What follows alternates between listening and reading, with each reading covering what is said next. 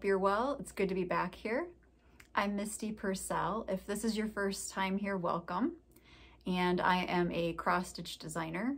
I design cross-stitch patterns that are cute and whimsical with happy colors, and if it doesn't make me smile, then it doesn't become a design.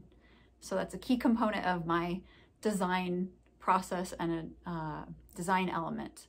I'm also a dyer of cross-stitch fabric, and my company is Luminous Fiber Arts. It's good to be back here, and I really appreciate your coming to spend some time with me this afternoon.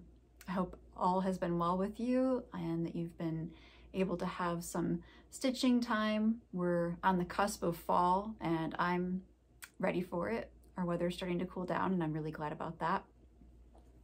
So I would like to talk to you today about some new designs I have released and show you some projects I've been working on, a couple finishes that I have, and tell you a little bit about what I've been up to in general.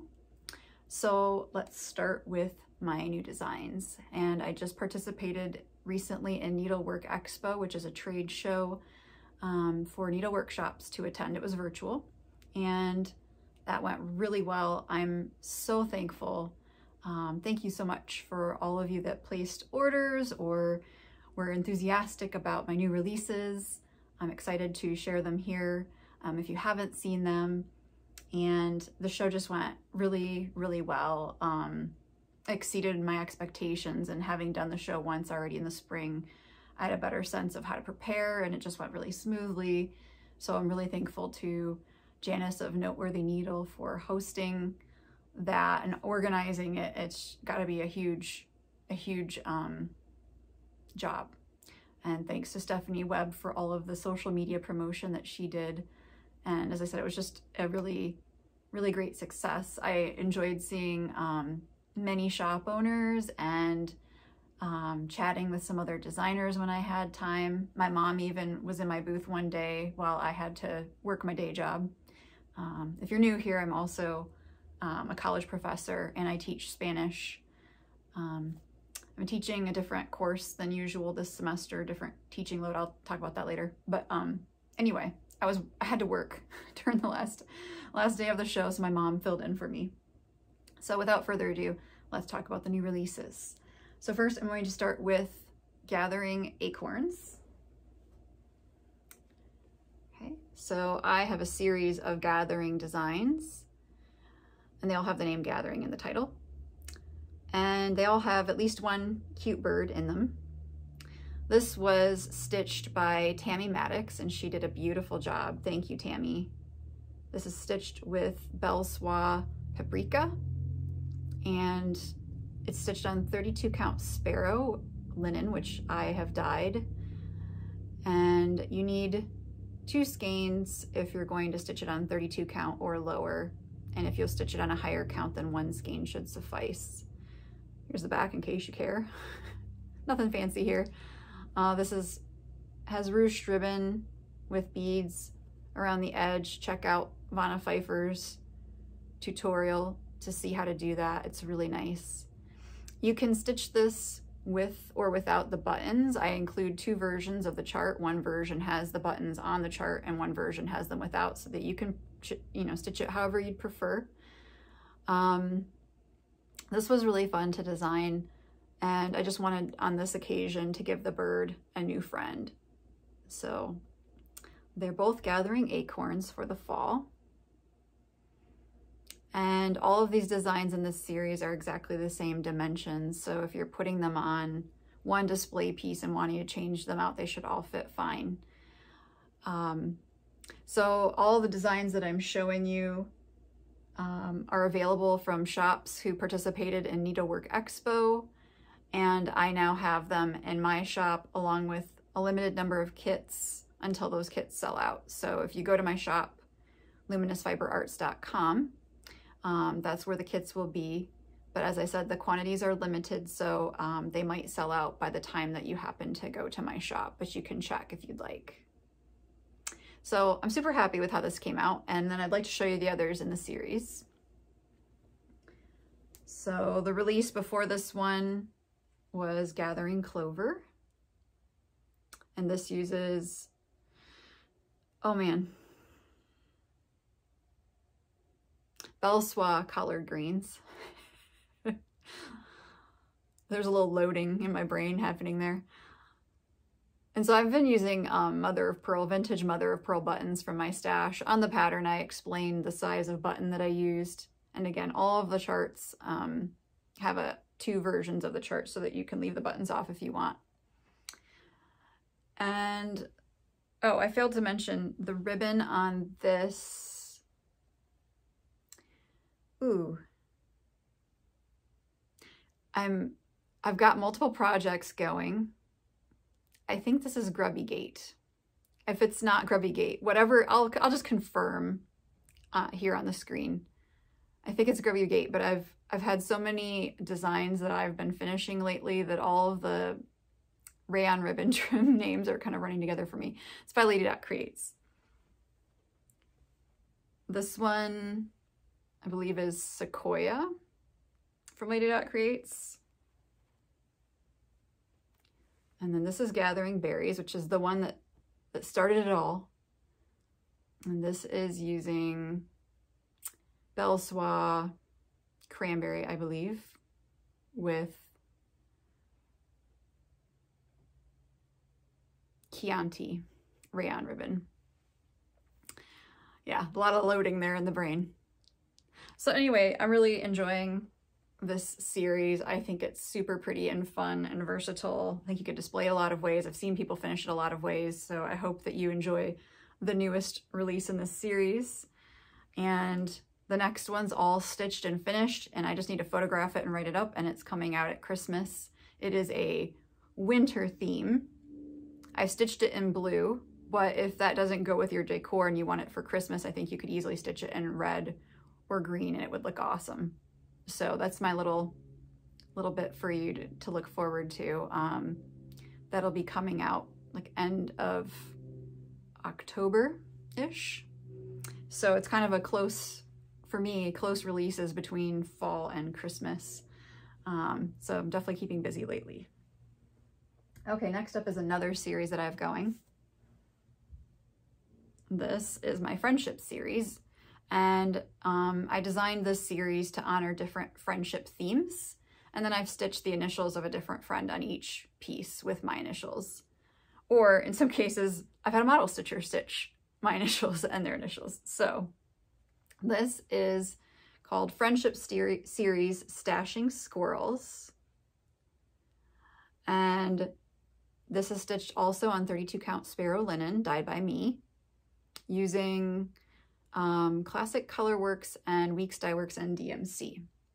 All of my patterns have a DMC conversion if you prefer to use DMC only. And this is Mini Pom Pom Trim from Lady Creates. And this is Russet. I needed a color for this. There was nothing that was quite working, and Lois was great. And I said, you know, I'm looking for something kind of in this color range. And so she came up with something like in an evening and shipped it, and it was perfect. So big thanks to Lois. So Helen's initials are here. She's Helen D on Flosstube and East Coast Crafter on Instagram.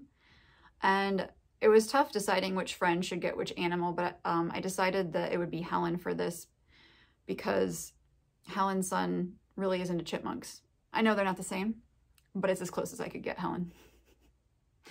And they're stashing squirrels, so friends enable each other to add to their stash, and therefore stashing squirrels. Same backing on this one, and you don't have to do the same. You could do whatever backing you want. I just picked something that coordinates. When I do pom-pom trim, I mentioned this recently in a tutorial video, I like for the pom-pom trim to be similar in color to the backing fabric so that my thread that I use to whip stitch it down isn't noticeable. And you should check out Stephanie Webb's tutorial on how to add pom-pom trim to a pillow. She has a great one. So the other designs in this series are, prior to this one, I released BFF bunnies. And this is about being best friends forever. So that's why there's a heart. But then bunnies also love clover. Squirrels love acorns. And then of course there's some pretty fall leaves on this one. This is for my friend Barbie. And, oh, let me say that Merritt Crawford did the beautiful model stitching on this. Thank you so much, Merritt. Just awesome job. And I stitched a little part of it to check the colors, and I sent it to her, and I screwed up the stitching. So poor Merritt had to like take out my stitching and then stitch it. And she still likes me after all that work. Poor Merritt. Thank you, Merritt. She hasn't quit yet. I think the trim on this is probably Brick House, because that's like my go-to. So I think the pom-pom trim on here is Brick House. And then the first one was Playful Cats. They're playing with yarn, and this has my friend Cynthia's initials on it, and cats love fish and yarn. The pom-pom trim on this one, I believe, is Caribbean, something like that. It's been a while because I released this last summer. Okay, so they all have a theme. You know, this is that friends are playful together, playful cats. And the next one will be coming out next year, and that'll be the last one. I have 4 planned for the friendship series. I have 5 planned for the gathering series. Okay, so I think that's all for these guys. Next up is Cat-O-Lantern. And I finished this one as an ornament, but you could finish it as a pillow. And this is stitched, I might have to look. This was stitched a while ago, so let me check here. Heartland. It's a nice and a very nice fabric. This is Picture This Plus Heartland, 32 count linen with a mix of mostly Gentle Art flosses and then 1 Weeks Dye Works floss and some DMC. And I made my own cording, and on the pattern it explains what colors I used and where the trim is from. So this, I do have kitted up in my shop, but with my own fabric, not with Picture This Plus, because it's difficult to get Picture This Plus right now. So I've got my new fabric, Salted Caramel, in the kits for these. And this was just so fun to design. I really love this little kitty, and I decided that I wanted to revisit this kitty. So there's a companion piece for Christmas that we'll be releasing this year. And that one I did finish as a pillow. And it's all stitched. I just need to, you know, do a couple little things more to it. And so it's almost ready. So I love this a lot. I'm really happy with how it came out. It was a lot of fun to design this. And I liked putting in the curves in the pumpkin to give it a little bit more character. Okay, so this is Cat-O-Lantern. Next up, these guys were a last minute addition to the lineup for Expo for my fall releases. I went a little bit crazy this summer designing Halloween. I have more Halloween designs that I want to release than that I can physically stitch, etc. So I had 4 releases, and I was really bummed that I wasn't releasing one more Halloween design. And I was like, well, this one is only 2 colors, so maybe I can crank it out in time. And if not, okay, then I have it ready for next year. So that was kind of my thought process. I took it on vacation with me and I got it done. So I was really happy that I did, because I really love these so much. And I'm so glad that so many of you really like them too. So this is Boohoo. And I was just inspired by retro, vintage Halloween style. I love that style. So that was kind of what started this design. But actually, the way that that was what I had been thinking about when I sat down to design. But what I actually intended to design was a jack-o'-lantern shaped as a cat head. And it morphed into this because what I designed looked terrible. It was just bad. But I was like, well, there's a start of something. Like, that would be a good cat head. It just shouldn't be a pumpkin. So I just kept playing around with the kitty and he just kind of evolved. And then I decided that he looked really good, but he needed a friend. So I spent some time thinking about like, what are some kind of classic Halloween motifs, and looking around on Pinterest. And I thought, oh yes, an owl. So that's how Who happened. And I just love these so much. I'm really enjoying having them on display. So these use 2 colors only. They use Weeks Dye Works Carrot and DMC 310. They're stitched on 32 count linen in the color Dirty, which is by Zweigart, so it's not a hand dyed, it's just a solid, it's a really nice color. And when I was debating how to finish these, I had another idea in mind initially, but I changed my mind. I wanted something that mimicked his little ruffle here, so I was thinking the ruched ribbon, but I felt like it needed more than just black or orange, so I decided to experiment with, could I pull off doing a 2-color ruched ribbon? And it turned out really well, so I'm glad that I took the chance on it. And I have a tutorial, if you've not yet seen it, I have a tutorial on this channel showing how I added the 2-colored ruched ribbon to this pillow. And it's just kind of taking what I learned from Vana and then showing how I was doing it with 2, and it's really the same, but there's no beads on these, though I think it would look really good with beads. It does go faster if you don't add the beads, but it would look good, I think, with beads. So I'm just thrilled with how Boo and Who came out. I think they're just awesome. And a big thanks to Vana for her awesome tutorials. Okay, and then lastly, you've kind of, if you've been watching for a while, you've kind of gotten peeks of this, but I've yet to show the full thing on my channel. So this is a mystery stitch along that I did in July, Jingle Jolly Joy.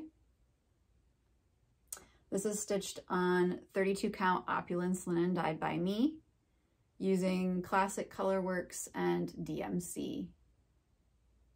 And so I released it as a mystery stitch along in July with a part, you know, every yay many days. And the way that this design came about is I was in a creative prompt group, and the prompt, it was right around Christmas time, maybe the week of Christmas. And the prompt was, you know, throughout the week. One was reindeer, maybe Rudolph, I think it was reindeer, Santa and snowman, and there were some other things. So anyway, I liked the reindeer prompt and I decided to start drawing. So I sketched it out, and then I was like, yeah, I should just start designing this while I was, you know, visiting my family for the holidays. So I did, and I had a really good time designing Rudolph. So I didn't want to stop. And I thought maybe those others, because I knew I wanted to do the Santa prompt and the snowman prompt, and I thought maybe I could do the others in the same style and they could all go together as ornaments or something. And so I quickly drew Santa and was really happy with how he came out. And then I worked on Frosty, and after I got back from visiting my mom, worked on him some more, and I just love how this came out. I'm super happy with it, and I love seeing people stitching it. I've seen it turned into like a quilted wall hanging. I've seen it stitched as individual ornaments and finished. I had shown on here the tag ornaments that I made. It's very versatile. You can do a lot with it, and it's just super sweet and classic. So, you know, for your tree, for your kid's tree, your grandkid's tree, I think it's just perfect for anyone. And I have another one planned that's a companion design that will be coming out next year for Halloween, and I can't wait for you to see it. It's all stitched and finished. It's photographed. I've even started writing the pattern. I'm so excited. So I have to be patient till next July. Okay, so I think that's mostly all I wanted to say about that, but I have, like I said, I have some kits for each of these designs in my shop. And assuming that they're in stock, as I said, they may sell out by the time you get there, just kind of depends. So that's my new designs. Thank you for listening to me talk about them. I had a lot of fun designing them, and Expo was great, and I've been enjoying having my designs on display. I'm excited about the releases for Christmas, and that I'll get to share those with you soon. So I would like to, okay, one thing. I had a request. Here, let me show you a picture. I'll insert a picture because I don't have them down here of the ornaments that I made for Jingle Jolly Joy. Because I also, during the stitch along, stitched a couple ornaments. So I'm inserting a picture for you. And I had Susan at the Tinsmith's wife ask me about the template that I used, the round topped template for the tag that I just made it. She asked me if there was a way to get it. So I've posted it on my website. So anyone who would like to access that template can do so. There's a section on my website called Chart Corrections and Additions, and that's where you'll find the download of the template. And then there's a little bit of explanation, but basically I was stitching it very small on 25 count over 1. So you would just enlarge it for whatever, you know, once you stitch the piece and had it kind of the way you wanted it, then you could just enlarge the tag to whatever size would fit your piece. So that's available on my website in that section. And I also wanted to mention that in that same section, there's I have a design called Coffee First, and I'll insert a picture here for you. And I had some requests over the years to add a tea first version. So there's also now a addition on that section of my website with tea. And it's just enough that if you have the chart, you can see what you need to add in to make tea first instead of coffee first. So that's there too. Also, if you're purchasing Jingle Jolly Joy anytime now on, or if you already purchased it from my website, I've added the template into the download. So if you've already downloaded the pattern, you can go back into your downloads and get it. Or if you're gonna purchase the PDF later, the template's there, but it's also in a separate section on my website. So it should be easy for anyone to get who needs it. Okay, I think that was all about that. And so now I am going to do a giveaway of my new designs. And so I'm gonna offer a copy of each of them. So I think for this particular giveaway, if you live in the United States, I will ship you a printed pattern. If you win and you live outside of the United States, I will send you a PDF copy of the pattern, just to simplify things on this particular occasion. So anyone's eligible, but it'll just be the version that you get. So print if you're in the United States, PDF if you're outside of the United States. So I'm giving away a copy of Jingle Jolly Joy and Cat-O-Lantern and Stashing Squirrels, Gathering Acorns, and Boohoo. To enter the giveaway, I'm going to ask that you comment on this video so that I can find your comment. If you comment somewhere else, I won't be able to include it because I use a website that goes to my video and filters the comments. So you need to comment on this video, must be 18 or older, and please do not say giveaway. In your comment, mention however many of the charts you're interested in. You can be eligible for any of them, but you cannot win more than one. So maybe we'll just have it be simple. So mention Jingle, if you'd like Jingle. Boo, if you'd like Boohoo. Acorns, if you'd like Gathering Acorns. Squirrels, if you'd like Stashing Squirrels. And Cat, if you'd like Cat-O-Lantern. And tell me also something that you're looking forward to this fall. So mention the word fall, something you're looking forward to. And the giveaway will be open until I do my next video, and I'll announce the winner on the next video. So it'll probably be about a month, so plenty of time to enter. So that's the giveaway. And thanks so much again for listening in on what I've been working on. And now I'm going to talk to you about some of the projects I've been doing for recreation when I've not been stitching my stuff. Okay, so I failed to mention one thing that I wanted to mention. And I don't think I showed this to you before because I think it wasn't here. But when I was releasing Counting is Hard, I had 2 versions of it made, and one of them was a drum. So if I did show it, sorry, I guess I'm showing it again. But when I designed this, I just dreamed of it being a drum, and Faye Rigsby made it happen. So I did a version that was framed, and then I asked her to make me a drum, and I absolutely love it. So sweet. So thank you, Faye, for doing a beautiful job. So I just had to share that with you because it made my dreams come true. Okay, so I had 2 finishes, and one of them I can't find. So I don't know, it was a Christmas piece, and maybe I just was trying to be efficient and I put it away when I was getting my Halloween stuff out. Or I set it aside somewhere thinking that I would find it for this video. I don't see it. There's a big pile of stuff. It could be in the big pile. Whatever, I'm just gonna insert a photo. So you may remember that I was working on Chuck Full Christmas by Erica Michaels. I love that since I saw it come out. I think the wording on it's really sweet. I think it was from a vintage postcard. But I just got to a point where I wasn't feeling it.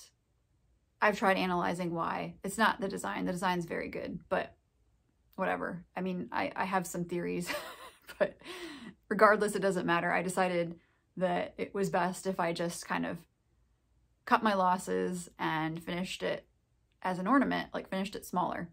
So that's what I did. And I decided once I finished working my way across that it needed something underneath. So I went down farther into the pattern and found a border I liked and stuck it in the empty space. And then as I was stitching it, I kind of knew that I wanted it to have like a rounded top finish. So once I figured out how wide I wanted it to be, I have these oval shaped templates. And so once I figure out the width and kind of the height, then I just stick the template on and draw it around it. And that's how I get the curved top. And then nothing that I tried really seemed to go with it in terms of adding more like interesting stuff. And so I decided it just needed to be more of a plain ornament and that I should just go with that. So I did, and I'm really happy with how it came out. And it's a nice little ornament, and I'll enjoy it on my tree. So it's a happy ending to the story. So yeah, that's just what I did, and I think it turned out great. So that was Chuck Full Christmas. And then this has been sitting around for forever waiting for me to finish it. And I've been like racking my brain trying to find something special to do that would make it fancy. I have nothing. And I thought, you know, I really want to enjoy this on display.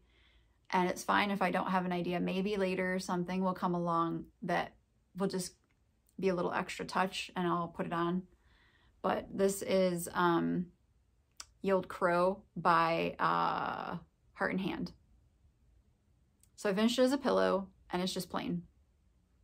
I used Peacoat by Weeks Dye Works, which is a bluish black, and that is hard to match in terms of any kind of trim. All trim is much blacker and not blue. So nothing that I had really worked. And I thought about putting some other colors of fabric around it, but then nothing really was quite calling to me. And then I thought maybe I could put some buttons on, but then nothing I had seemed right. And I was like, okay, it's just going to be done for now until, or a charm, but then I didn't have any charms that worked. This is the back. This is some new fabric I got because I can't stop buying Halloween fabric. Oh my gosh. Seriously, it's an addiction. But anyway, this was stitched on 42 count opulence. No, 46 count opulence, excuse me, with 1 strand of floss. And the Chuck Full Christmas was, I think, stitched on macchiato, 40 count. Okay, so I finished 2 things in 2 months. Like I'm averaging a thing a month, but I am finishing my stuff, so at least there's that. And then I've had some like new starts and things, and I've actually been pretty monogamous, but we'll just see here. First up will be, this was for my cross stitch camp piece, a new to me designer, and I stitched this, that's pretty close, on soft pumpkin 40 count, which is my own fabric. Most of these are my own fabric. So I've made some progress since you last saw it. It's a little bit tricky to line up correctly. I'm messing up slightly the positioning. Let me show you the pattern.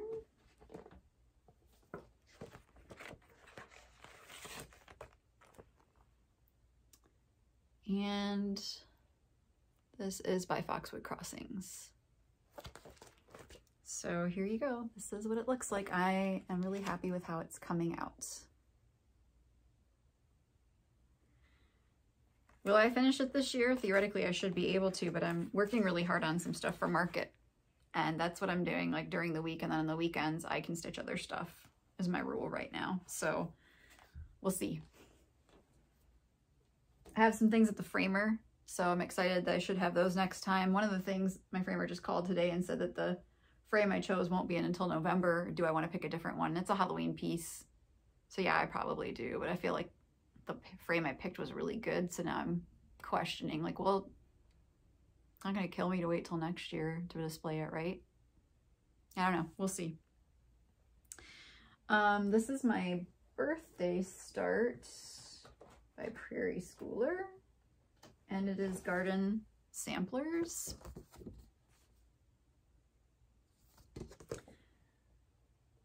I am stitching this with the called for colors of DMC on, I think it's antique, no, it's antique ivory. I'm not sure. It's 40 count, I know that. I'm trying to remember if that only comes in 36 and 32 count. It's, well, whatever, it doesn't matter. It's something creamy colored from Zweigart, not hand-dyed.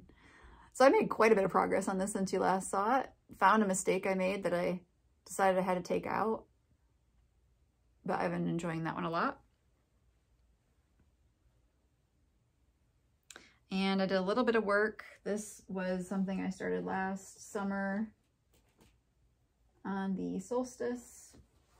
Oh, I didn't bring the chart because it's multiple charts. So this is Summer, Autumn, and Winter by Blackbird Designs, and I'm stitching it on 40 count Sparrow using a mix of the charted flosses and my own conversion to look more like the cover.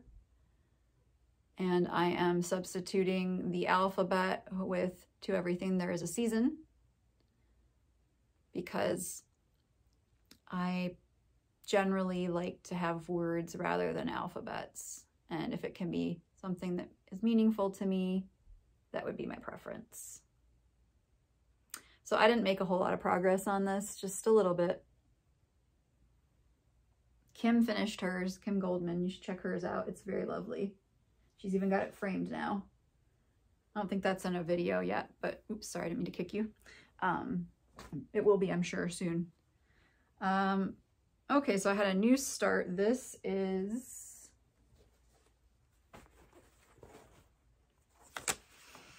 Halloween Sampler, which I have wanted to stitch ever since I saw years ago Chelsea stitching this.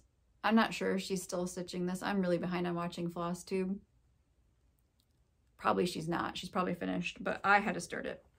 So I'm using R&R. I think this is a Nantucket brew. I got to go to R&R this summer as part of my vacation. My first like real vacation in a million years, like seriously. And we went to Williamsburg, and my brother and my niece went, and then my sister and my niece and her kids went, and my boyfriend and I went, and it was just really nice. We could have definitely stayed longer than we did, but my boyfriend wasn't sure about work, you know, how much time he could get off. So anyway, I'm like, if we're anywhere near Virginia Beach, I have to go to Dying to Stitch. I have to see it. So I did buy like all of the fabric, and the poor nice woman there had to cut me a lot of fabric. But I was like, well, when else am I going to be here? This might be like the only time I'm ever here. I love this. I'm really enjoying stitching this. This is another one where, because it's all over the place, I'm having trouble keeping them on the line that they're supposed to be on, but it's also, because it's that way, not noticeable. So yeah, I'm really enjoying this one. I've worked on it a lot. So that was a new start. And it was just because I needed more Halloween in my life and because I finished something. So I felt justified. And then I had another new start even before that. Like I said, I hardly need a reason, right? This is Night Watch 1626 by Scattered Seed Samplers. I don't remember if I saw someone stitching this or if I just saw the pattern and liked it. I'm not sure what the situation was. This is this was a fabric that's close to Sparrow when I was doing some test dyeing. And I ended up changing some of the colors. I think the orange is different. Yeah, the orange I'm using, what am I using here? Pumpkin pie or something? No, is that right? I don't know, it's bagged up. Let me see.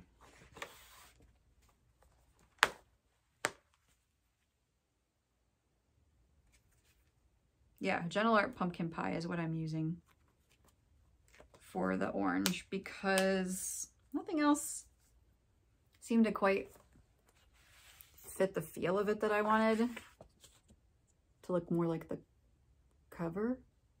Other things seemed, I think originally it's like, is it ginger snap? Yeah, it was really brown, which wasn't bad, but I was just wanting it a little bit more of an orange and a little bit less of a brown, so I changed it. I really enjoyed stitching these vines a lot. So yep, that's been a fun stitch that I need to get back to. And then lastly, this is a not cross stitch thing. I have slowly collected some wool applique kits over the years, or had the pattern and kitted them up, going to like quilt shows, buying cuts of felted wool. And this one I have had kitted up for probably 3 or 4 years, if not more. And I got the wool from a place called Winterberry Cabin that doesn't seem to be around at the moment. I don't know. They said something about that they were moving, and then that was months ago. So I'm not sure what's happening with that company. But I got most of the pieces except for the backing fabric, the background fabric from them. And I really liked their wool a lot, the feel of it. And then I mentioned in my last video that I was using a fusible. I wasn't sure I liked it, and I was going to try the one that Stacey West recommends for Buttermilk Basin, and I really like that, which I think is soft fuse. I have to check, but I really liked it a lot. So here it is. This is Gordy's Gang by Threads That Bind. I'm not tall enough for this. So what I thought would be fast took forever, and then the parts that I thought would take forever were actually fast. Go figure. So the cutting out and fusing part was really, it took me almost all of one day and part of another day. And then actually the stitching has been relatively quick. So this was my first time using Aurifil Lana. It's a wool thread for the whip stitching, and I really liked it. It does fray as you get to the end of it, but I liked working with it, and this wool just feels great. I don't know how well you can see it, I love this background piece. So I went looking specifically, I didn't really want black just because I thought, I don't know, I wanted something a little bit more interesting. So having these little orange stripes and it being almost a little bit of like green in the black, it's just an interesting piece of fabric. So I really am glad that I chose this as my backing piece. And I got this separately, like I said, at a quilt show. I was looking for something a little different. So I just need to, you know, go figure. It's like right at the end. I just have to stitch the star down, and then I have to stitch I think a spider web. That's all that's left. It's been sitting for weeks now. Okay, I have been really busy lately, but seriously, I'm so close to the end. What is holding me up? It's the, now I know what it's like, I don't need to finish it syndrome. So there's supposed to be some, like, they're not really pennies, I suppose, if they're elongated, but like an elongated penny that would hang down from it. And I'm not sure if I'm going to do that because the place that I want to hang it, it might be too long. So I might just end it here and then put like hanging loops on it. And then I'm supposed to sew a piece to the back of this to cover up all my knots and embroidery and such. So I bought some wool blend felt for the back because I didn't feel like using a piece of wool for the back where no one's going to see it, because wool, you know, is more valuable. It costs more. I put it on the back. So I have that, and I just need to basically finish up this little bit and then start stitching that together and add on the hanging loops. So this theoretically could be done this year. Will I get it done? I should really get it done. I will try. I want to enjoy it. And it felt so good. It was like I was trying to treat myself, get one of the kits out and use it. You know, I've had this kit in my stash for forever. But it definitely also made me realize like how much I was enjoying wool applique, and that I would like to get some more. So I think I will invest in some more wool applique in the near future. I've done plenty of retail therapy, stress shopping, etc. So I'm sure more of it will happen.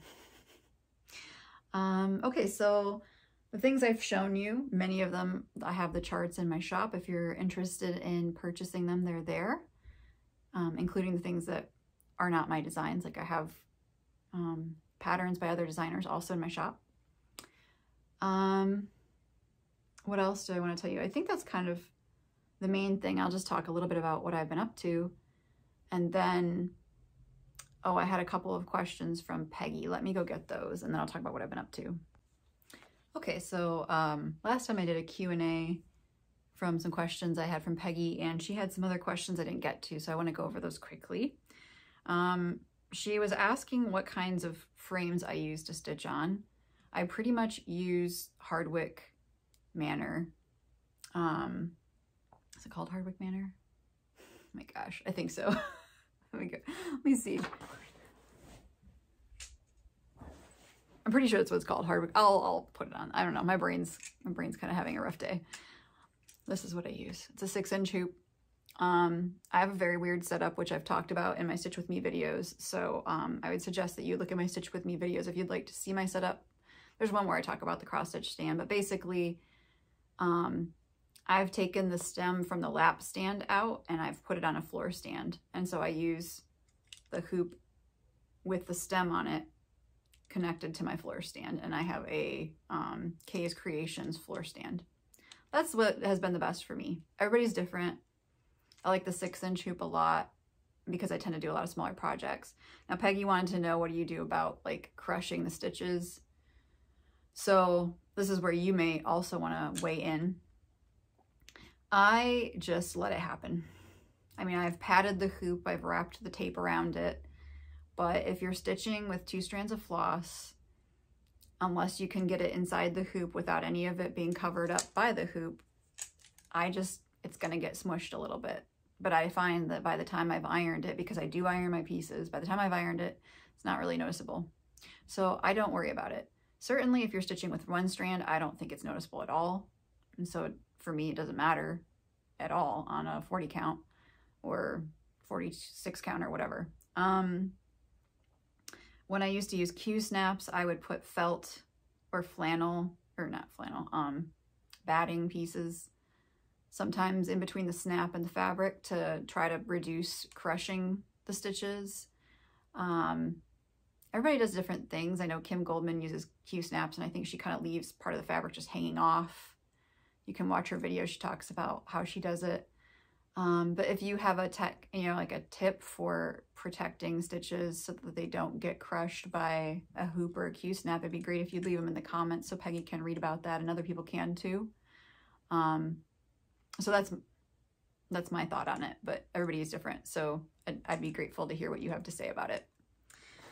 Okay, do I have some sort of magnifier I use when stitching 1/1? So I have mag eyes that I wear if I need them, or I had to get readers, and I only need them sometimes, weirdly enough, but sometimes I use readers or mag eyes for small stitching. Mainly I can stitch without anything for a while, but my eyes get tired and then I need the reading glasses. I also have a magnifier for like 1/1 on 40 count, which I don't really recommend, but I have a floor stand that has, or a floor light from Brightech that has the light and the magnifier, and I've used that as well. But usually my preference, I guess, has been the mag eyes. It just depends, I guess, on how I'm feeling and what I'm working on, how much light I need. So I use all three. She asked about when I purchase trims, do I keep them around all the time, or do I, like, how do I find them? So, I mean, I sell them in my shop. I like Lois's, Lady Dot creates her trims a lot. Sometimes if I need ribbons and things that aren't like her rayon ribbon, I'll pick them up at Hobby Lobby or Joann's or Michael's. But I get my pom-pom trim or my rayon ribbon generally from Lois. And I carry it in my shop. I do keep on, because I do a lot of finishing and I'm a designer, I keep colors on hand all the time. I find that there are certain colors I use a lot in my designs, and so therefore there are certain colors of her trims that I use a lot, and so that's just kind of a matter of experience. But yeah, for me, having a stash of trims is really handy. I have a couple containers of them, and it's been great. So if you have the space for storing a little bit of that stuff, I'd recommend getting some trims in your stash, and as I said, pick colors that you tend to be drawn to, that you would likely stitch with, so that they would complement your piece. And sometimes I find that a trim that's a little bit darker than the floss is good for framing the piece, basically. So even if it doesn't match it exactly, if it's a little bit darker, that should work well. I also collect beads, and same thing, like if I know I'm going to be doing something red, then I buy a bunch of red beads. If I'm at a bead shop, or I'll go on Etsy and buy some beads. It just depends on the time. You know, I pick colors that I'm drawn to that I would tend to use in a design. You know, if you're not a designer, it's just like, what are you attracted to in terms of colors that you like stitching? You know, when you're stitching designs, what colors are you attracted to in those designs? That kind of thing is what I would think about. I have a stash of old buttons. I go to antique shops and pick them up. Yard sales. Sometimes I've bought them on Etsy if they're especially pretty. So you can do that too. It's actually fun. It's like a little treasure hunt when you go to the antique shop to look for, you know, old buttons that are pretty. And then she asked, lastly, what is the difference between DMC, Classic Colorworks, and Weeks Dye Works, that you use all three? Well, so first, DMC is not over dyed, it's just a solid color, whereas like Classic Colorworks, Weeks, and Gentle Art are over dyed, and so there is variation in the color, sometimes dramatically, and I like that effect because it gives it sometimes some shading, a more painterly look, and gives it more depth. Having said that, sometimes I just want DMC. And oftentimes, most of the time, I like using a mix of everything. And the other thing is that sometimes the color only, the exact shade that I want only exists in one or the other of them. And so I just go with whoever makes the color that I have to have. So sometimes that's DMC, sometimes it's Weeks, sometimes it's Classic Colorworks, sometimes it's Gentle Art. And that is why also, sometimes it's hard for a designer to give you a DMC conversion, because DMC doesn't make every single color that's out there. None of them do. And so a color that I may use in a design that's over dyed, there is no equivalent in DMC. And so I just have to try to come as close as I can, but it's not always, in my opinion, all that close. And that's just how it is. So that is why I personally like to use them all. I like to use silk sometimes, and that's really fun. I'm kind of one of those people who just likes to try stuff, so that's probably part of it too. But yeah, I really enjoy working with both DMC and the over-dyed flosses. Okay, so that was the Q&A. If you have questions, you're welcome to ask them and I can add them to a future video. And then lastly, just a little bit about what I've been doing. Sorry, it's gotten so dark in here. I thought if I recorded in the afternoon, it would be nice and bright. And the sun's out, but it's not coming in anymore now that it's fall. It's got a totally different angle. So I have had a really good summer. I tried to take it easy and give myself a break because I pushed myself too hard and really burned out this past year, from some of it being COVID and extra work from that and just me pushing myself and whatever. Anyway, I took a break this summer.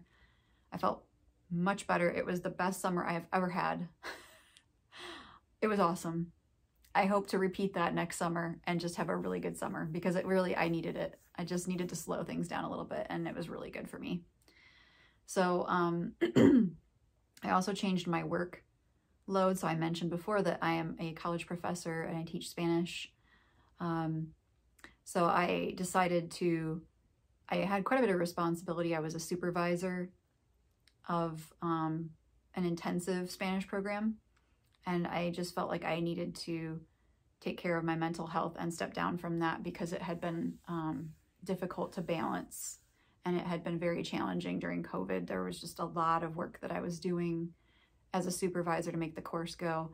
Anyway, I've changed my teaching schedule, so now I'm teaching within the same level, but it's a less intensive course, and I have more students, but I teach fewer days a week.